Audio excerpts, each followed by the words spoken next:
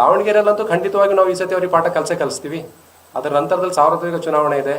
ನಮಗೆ ಸಾಮಾಜಿಕ ನ್ಯಾಯ ಅಂತ ಏನು ಕಾಂಗ್ರೆಸ್ ಪಕ್ಷ ಬರೀ ಬಾಯಿನಲ್ಲಿ ಹೇಳ್ತದೆ, ಆ ಸಾಮಾಜಿಕ ನ್ಯಾಯದ ಅಡಿಯಲ್ಲಿ ಕನಿಷ್ಠ ಏನು ನಮಗೆ MLAಗಳನ್ನ MLCಗಳನ್ನ ಕೊಡಬೇಕು, ನಿಗಮ ಮಂಡಳಿಗಳಿಗೆ ಕೊಡಬೇಕು, ಆಮೇಲೆ ಮಹಾನಗರ ಪಾಲಿಕೆಯಲ್ಲಿ ಏನು ನಮಗೆ ಕೊಡಬೇಕು, ಆಮೇಲೆ ಅನುದಾನವನ್ನು ಏನು ನೀವು ಹೇಳ್ಕೊಂಡಿದ್ರಿ ಹಿಂದೆ ಅದು, ಮತ್ತೆ ಕಳೆದ ಚುನಾವಣೆಯಲ್ಲಿ ತಾವು ಹೇಳಿದ್ರಿ 4% ರಿಸರ್ವೇಷನ್ ನಾವು ವಾಪಸ್ ಕೊಡ್ತೀವಿ ಅಂತ ಹೇಳಿ. ಆಮೇಲೆ ಸಾಕಷ್ಟು ನಮ್ಮ ಅಲ್ಪಸಂಖ್ಯಾತರ ಇಶ್ಯೂಗಳಿತ್ತು. ಅದ್ರ ಬಗ್ಗೆ ನಮಗೆಲ್ಲ ಏನು ನೀವು ವಾಗ್ದಾನ ಮಾಡಿದ್ರೆ ಅದನ್ನೆಲ್ಲ ಸರಿಪಡಿಸ್ಕೋಬೇಕು ಅಂತ ಒತ್ತಾಯ ಮಾಡ್ತೀವಿ.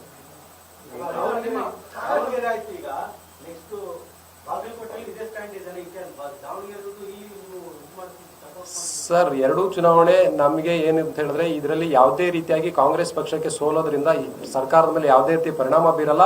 ಇಂಥ ಅವಕಾಶ ಅಲ್ಪಸಂಖ್ಯಾತ ಸಮುದಾಯಕ್ಕೆ ಸಿಗಲ್ಲ. ಹಾಗಾಗಿ ಈ ಸಾರಿ ನಾವು ಎರಡೂ ಚುನಾವಣೆಯಲ್ಲೂ ಕೂಡ ಕಾಂಗ್ರೆಸ್ ಪಕ್ಷ, ಮುಸಲ್ಮಾನರು ಕಾಂಗ್ರೆಸ್ ಪಕ್ಷಕ್ಕೆ ಖಂಡಿತವಾಗಿ ಪಾಠ ಕಲಿಸ್ತಾರೆ. ಸರ್, ನಾವು ಯಾರ ಪರನೂ ಇಲ್ಲ ಸರ್. ಕಾಂಗ್ರೆಸ್ ವಿರುದ್ಧ. ಕಾಂಗ್ರೆಸ್ಗೆ ಅರ್ಥ ಆಗ್ಬೇಕು ಅವ್ರೇನು ಇಡುಗಂಟು ಅಂತ ನಮ್ಮನ್ನು ತಿಳ್ಕೊಂಡಿದ್ದಾರೆ. ನಾವು ಕಾಂಗ್ರೆಸ್ ಇಂದ ದೂರ ಸರಿದಿದ್ದೀವಿ ಅಂತ ಹೇಳಿ ಅವ್ರಿಗೆ ಒಂದು ಮೆಸೇಜ್ ಕೊಡೋಂತ ಕೆಲಸ ಆಗುತ್ತೆ. ಸರ್, ನಮ್ಗೆ ದಾವಣಗೆರೆಯಲ್ಲಿ 3 ಆಪ್ಷನ್ಸ್ ಇದೆ ಸರ್. ನೋಟಾ ಇದೆ.